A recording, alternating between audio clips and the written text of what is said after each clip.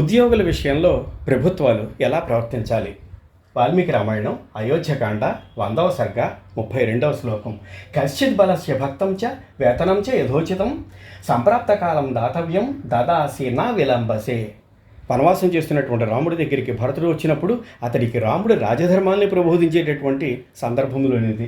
బలస్య అంటే సైనికులు అని ఇప్పటి కాలపు ఉద్యోగులు, భక్తం చ వాళ్ళకి ఆహారంలో మొదలైనటువంటి విషయంలో, వేతనం చ వాళ్ళకి ఇచ్చేటటువంటి జీతముల విషయం, యథోచితం తగిన విధముగా, సంప్రాప్త కాలం తగిన కాలమును అనుసరించి, దాతవ్యం దాదాసి నీవు ఇస్తున్నావు కదా, ఎలా నా విలంబసే ఆలస్యం చేయకుండా. ఉద్యోగస్తులంటే వాళ్ళ యొక్క మేధాపరమైనటువంటి శ్రమని, శారీరక శ్రమని వెచ్చించి ప్రజల కోసం చెప్పి పాటుపడేటటువంటి వాళ్ళు కనుక వారి పట్ల ప్రభుత్వం ఉదాసీన వైఖరి తగదు. నిర్లక్ష్యంగా ప్రవర్తించినటువంటి ప్రభుత్వాలు యొక్క పరిస్థితి ఎలాంటిదో చరిత్రే మనకి చెప్తోంది. కనుక ప్రభుత్వం ఏదైనప్పటికీ ఉద్యోగుల పట్ల ఉదాసీనత తగదు సుమా.